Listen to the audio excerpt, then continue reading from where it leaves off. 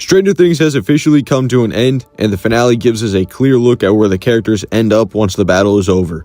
In this video, we're breaking down what's next for every major character, using only what the show itself confirms in Season 5 and the epilogue. Spoilers ahead for the Stranger Things finale.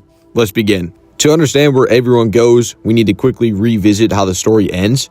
In the final episode, the Hawkins crew finally defeats Vecna and the Mind Flayer. The Upside Down collapses, and for the first time since 1983, the threat that's been haunting the town is gone. The show then jumps forward 18 months, bringing us into 1989, where we see how life has changed after the world returns to normal. Eleven's conclusion is the most open-ended of the entire series.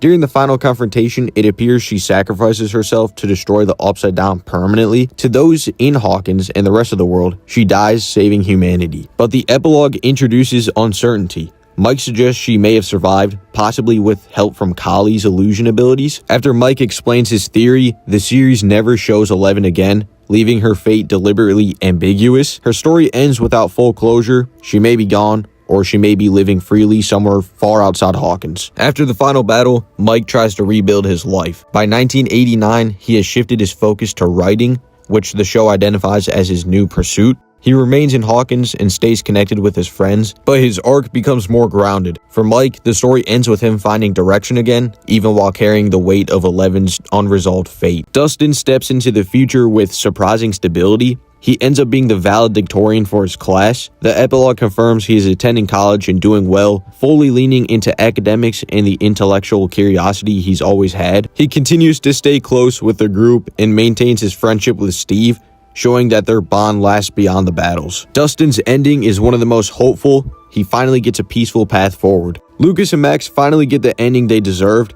After everything they went through, especially Max, who nearly didn't survive her encounter in Season 4. It's amazing to see her walking and even skateboarding again and thriving by 1989. The show makes it clear that she's recovered fully, both physically and emotionally, and she's finally able to move forward with her life. Lucas and Max are officially back together, which is really satisfying after all the tension, the ups and downs, and the near misses they experienced over the years. It looks like they're staying in Hawkins after graduating, and the epilogue gives us a really great moment. They finally go on the date they've been trying to have for years. You can see how much both of them have grown, and it's nice to see the show reward them with a normal, happy teenage experience, something most of the group never really got until this point. It's a moment of genuine relief, not just for Max and Lucas, but for the audience too. After all the chaos, it's refreshing to see some characters get a slice of normal life. Will gets a more grounded and hopeful ending in the finale.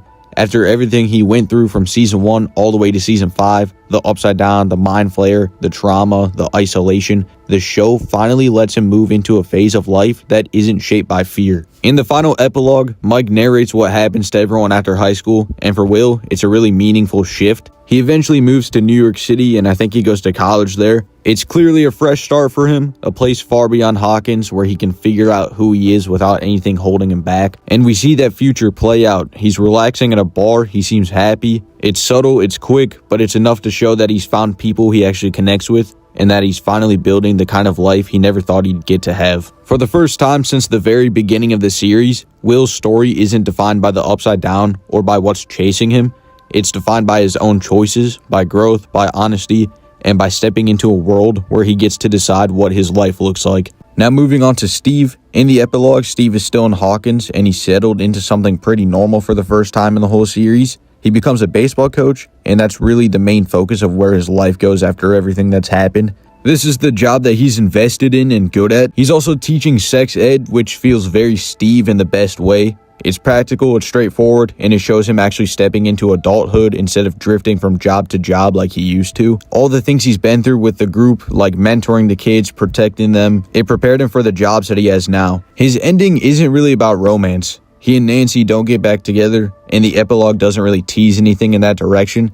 They're friendly, they're fine, but they've clearly gone separate ways. Steve's wrap-up is simple. He stays in Hawkins, he finds work that actually makes sense for him, and his life finally has some direction without needing a monster to chase. It's a low-key ending, but it fits exactly where his character has been heading. Next up, we've got Nancy, and her epilogue is one of the clearest examples of the characters finally moving into the adult versions of themselves. Nancy explains that she actually dropped out of Emerson College, and she doesn't stay on that path, and instead she gets a job at the Boston Herald. and I think that career choice fits Nancy very well. She's been an investigative reporter since season 2, she's constantly pushing for the truth, and she refuses to back down from a story even when things get dangerous. The epilogue also confirms what the finale already showed us. Nancy and Jonathan break up for good. There's no hostility, her and Jonathan are still friends, and Nancy doesn't rebound into a new relationship either. The epilogue makes it clear she's choosing her career and her independence at this point in her life. And even though she moves away, she isn't cut out of the group. She's still shown during the graduation aftermath,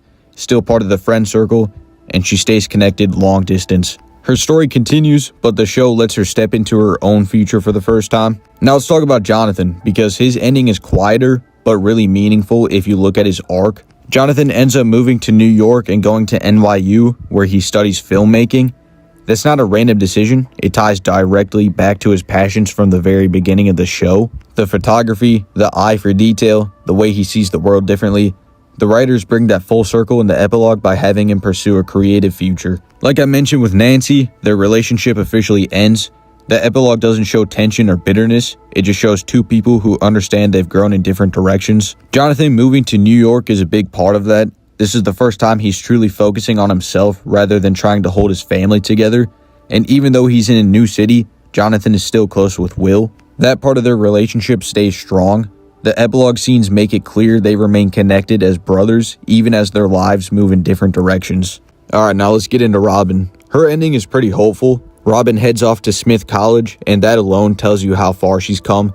She went from feeling isolated, awkward, and unsure of her future to being confident enough to head into a new environment and actually thrive there. And Smith College is a perfect choice. It's a place where she can grow, explore, and meet people who understand her. The epilogue doesn't show anything with her and Vicky. I think they broke up, so the finale doesn't show any new romance for her. But what it does show is that she's happy, surrounded by her friends, and finally comfortable in her skin. And something really important about Robin's ending, the whole group agrees they're going to stay connected even as they scatter across different cities for college and work. They all agree that they're going to stay at Robin's uncle's house once a month and spend time together. Now let's move on to Hopper and Joyce, because their epilogue is one of the biggest emotional payoffs in the entire finale. After everything they've been through, the epilogue shows them finally getting to live the life they were always fighting for. They go on a date at Enzo's, which is the same name as the place that kept them connected even when Hopper was in Russia. And that's where Hopper proposes, and Joyce says yes. It's quiet, it's simple, and it's honestly perfect for these two.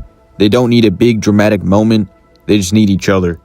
We also see Hopper considering a job as chief of police in Montauk, New York. After years of chaos, trauma, and loss, he gets a chance at stability again, a chance to do the job he's great at in a town that isn't being ripped apart by monsters. And Joyce is part of that plan too.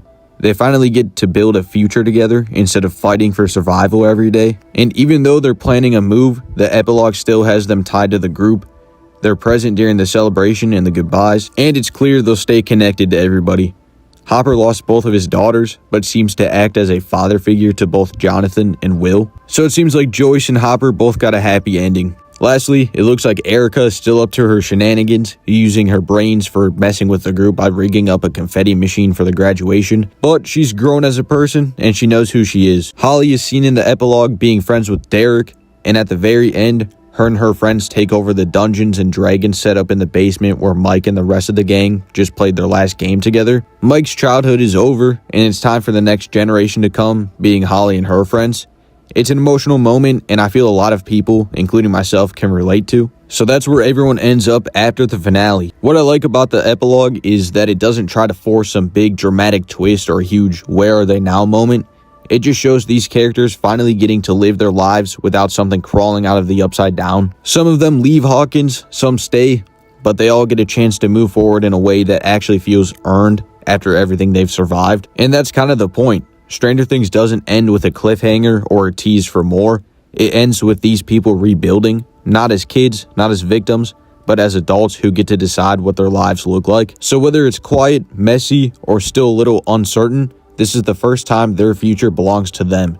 And honestly, it's a good place to leave them. I hope you guys enjoyed this longer video. If you did enjoy, make sure to leave a like and subscribe if you want to see more content like this. Comment down below what you think of the ending of Stranger Things.